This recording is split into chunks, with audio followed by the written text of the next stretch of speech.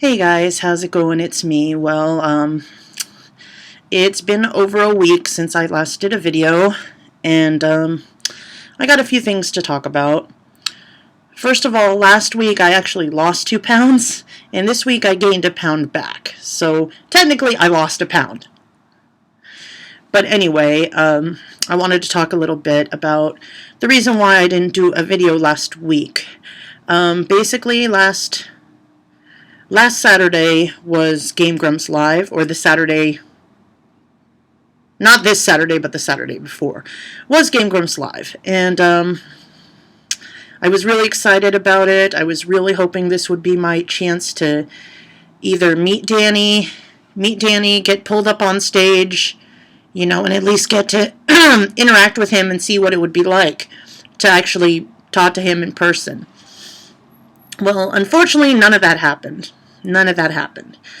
Because, first of all, the first thing I found out was that the people who had VIP tickets actually got a meet and greet with them, which was devastating for me because I'm like, great, that means they're definitely not coming out after the show.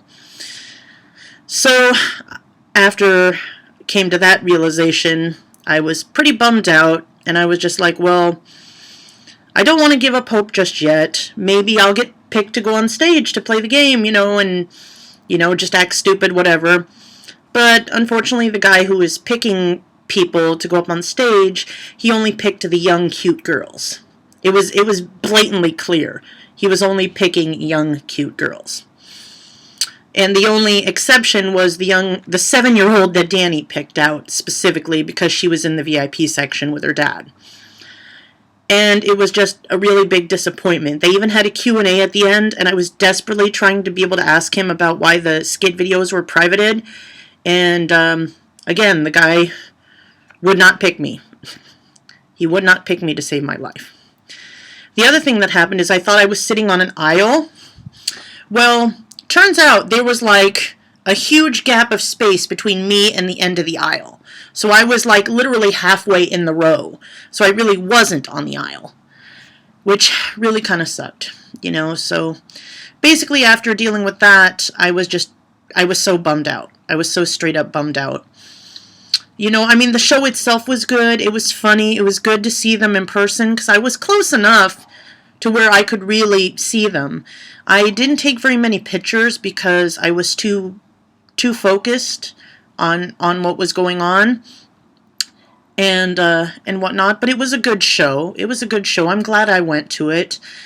But my heart was just broken because I didn't get a chance to meet him. And it was so bad that I literally was completely immobilized for the rest of my weekend. Like, all day Sunday, I couldn't even get out of bed. I couldn't even eat. I couldn't do anything. I was just like a lump in my bed, and I felt like I was going to die. But then I got a really bad migraine that lasted for two and a half days, which was fucking awful. But I probably induced it myself. But then something interesting happened at that point. I was just at this complete point of completely giving up and everything like that. And I just randomly started watching this old anime that I used to watch when I was a lot younger. It's called Yu-Gi-Oh! GX. Now, I'm sure a lot of you have no idea what Yu-Gi-Oh! Is, much less Yu-Gi-Oh! GX. Well, it's a TV show about card games. And basically, I just out of nowhere, I just decided to start watching it from the first episode. And the main character of the show is a young man named Jaden Yuki. And he's going to this dueling school. And what really kind of stuck with me is how optimistic and positive he was despite the horrible, fucked up situations he managed to land himself in. Like, for example, in the opening episode, he was late to the exams, so he had to duel against, God, was she the chancellor? I don't think she was the chancellor at the time. Well, she had to duel against Crowler, who was like the head of the school or something, whatever. And he just had a really fucked up deck, you know? And the whole time, Jaden's sitting here, wow, this is great. I'm having so much fun. And I was just like, wow. I was like, that is such an amazing attitude to take, especially when, you know, you're getting your ass handed to you. You know, so that kind of helped remotivate me to realize that, you know, I can't give up now. I can't give up on my dreams. Because one good thing that did come out of this Q&A that the Grumps did is that I found out that Ninja Sex Party is going to be coming to San Francisco at the end of the summer. So that will give me another chance to possibly try to get to meet him. One other chance, you know, and I'm fully prepared, and I'm going to take everything that comes my way with a grain of salt and just try to get where I need to go with this, because I do feel like I need to see what he's like in person, like when I'm talking to him. Because the problem I had with watching him at Game Grumps Live is I really couldn't read him because it was like he was acting, if that makes any sense. Because I really couldn't pinpoint him as a person as opposed to pinpointing him as a performer. Because when you're on a stage and you're performing, it's one thing, but when you're hanging out after the show or whatever, or before the show or whatever, it's completely different. So those are two different things. So I had a very hard time, even though I was very focused on him, I had a very hard time reading him. And again, that was another reason for my frustration in that case.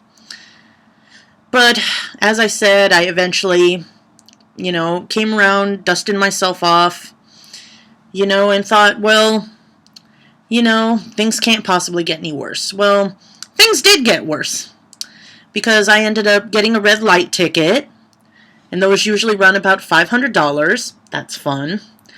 Then I got the renewal for my lease, and my rent went up $120. That's fun.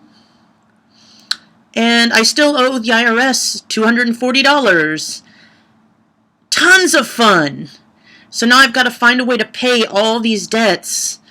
And my birthday is in 2 weeks. Literally like 2 weeks from tomorrow. And I'm literally going to have zero money for my birthday, which really kind of sucks. You know, because and luckily in March we have 3 paychecks. So that's good. But the bad thing is I'm going to be spending that entire first paycheck fucking paying all these bills. And that just really fucking sucks. It really sucks a lot. But, you know, again, trying to remain optimistic, saying, hey, well, I can do this. I can get these paid off.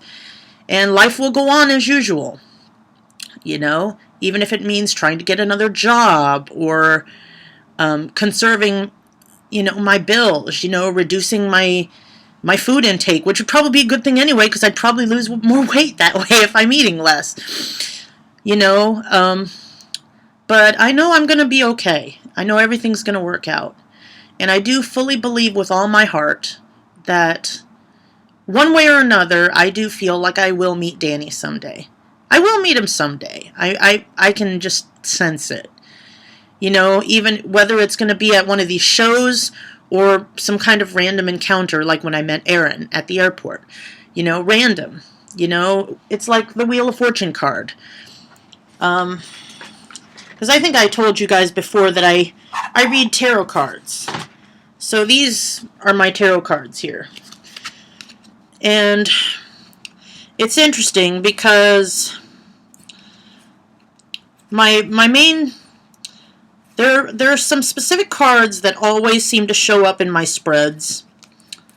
You know, and I read quite a few, but I think the card that makes the most appearance in my spreads is this card right here, which is called the Wheel of Fortune card. And it basically just means that no matter what happens, the wheel's going to keep turning. The wheel, you know, fate is going to turn, and you've just got to try to be optimistic and hope that it ends up in a good position as opposed to a bad position. You know? And it's just one of those things where again, just having a positive attitude can really help a lot. Also, lots of coffee, not spons. And another thing I wanted to talk about briefly was Trisha Paytas. I honestly don't know what to think about her now. She just recently had some kind of surgery done. And I want to say it looks like she got liposuction and possibly a tummy tuck, because she posted this picture of herself and she's got this tiny, tiny waist now. And I'm just like, really? You just did a song talking about how thick girls are what all the boys like, and now you've got this itty-bitty waist. You know, she's basically got this hourglass figure now where her boobs are like this, her waist is like this, and her butt is like this. Or like this. So I'm just like, I'm kind of disappointed that she did this. I mean, I know she's obsessed with surgery and stuff like that. You know, because I personally adore her. I really do adore her. But I don't like it when she does all these surgeries. I don't like the lip injections. I don't like any kind of cosmetic surgery that she's done to herself, because she was beautiful the way she was. And the thing is, getting liposuction and tummy tucks and stuff like that isn't going to help you, because once you go back to eating like shit, you're just going to gain that weight right back. You know, you're not learning anything. That's why I would prefer to see her, you know, just, you know, go to the gym every day, eat healthier, you know, stuff like that, instead of cheating and getting, you know, some kind of stomach surgery or liposuction or whatever. She still hasn't officially said what the surgery was, but I'm just, like I said, I'm just guessing. I don't know if she got what she got, to be honest with you. But if you look at her Twitter, she posted this picture of herself, and her waist is really tiny, and you can see like a little bruise or something like right on her hip. And I was just extremely disappointed in her for doing that, you know, and I feel for her, you know. And then there's the whole Sean Vanderwilt thing, where he did a video finally responding to her, and I really don't know how to feel about that either, because according to Trisha, he pushed her away and ignored her and refused to talk to her, but in his video, he's now saying he would have done anything for her. And it's just like, it's just like there's so much bleh. It's like I don't know what to believe, you know? And, because believe me, I really liked Sean Vanderwilt too. I thought he's a great singer, great dancer, everything like that. And for the record, I never believed for a moment that he used Trisha. I really never believed that. I never believed it for a moment. Because like he said in his video, he was already pretty much famous before he met Trisha. So he didn't need her. He really didn't need her financially or any of that shit. He really didn't. You know?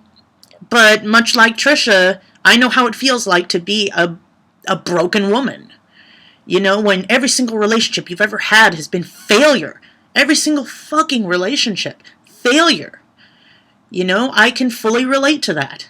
You know, I'm going to be 45 years old in 2 weeks. And how many relationships have I had? Like, serious relationships? 1. And it was shit. You know? And it's just like, because I mean, once you're damaged from relationships, you're pretty much fucked. You know, unless you can manage to find that one special person. You know, it's just really, really fucking hard when you're especially when you're on social media or YouTube or anything like that, where everybody is judging you. Everybody is fucking judging every little fucking thing you do. You know, which is why I can relate to Trisha Paytas so hard, because I know what it's like to constantly be judged, you know? And it sucks. I mean, I just really hate that she did this to herself. But, you know, she's a grown-ass woman. She's got the money to do it, so, you know, I mean, she looks amazing. I'll give her that. She looks absolutely amazing. You know, so good for her on that. you know, but I don't have any ill will toward her for doing it or anything other than just straight up disappointment, you know. That's the only thing I feel right now is I'm just disappointed that instead of eating healthy, working hard, exercise, and stuff like that, she had to go and have this surgery done to flatten her stomach, you know, when she could have done other things. But the problem with that is that everybody's looking for that quick fix. That quick, oh, I need to lose weight overnight, you know, kind of thing. And realistically, it doesn't fucking exist. That's the reality of it. It does not fucking exist. You know. But anyway, this video is really fucking long. I've talked way too long. So I'm going to go ahead and end this video here, and I'll talk to you guys more next week. So stay classy, guys, and I'll see you later. Bye.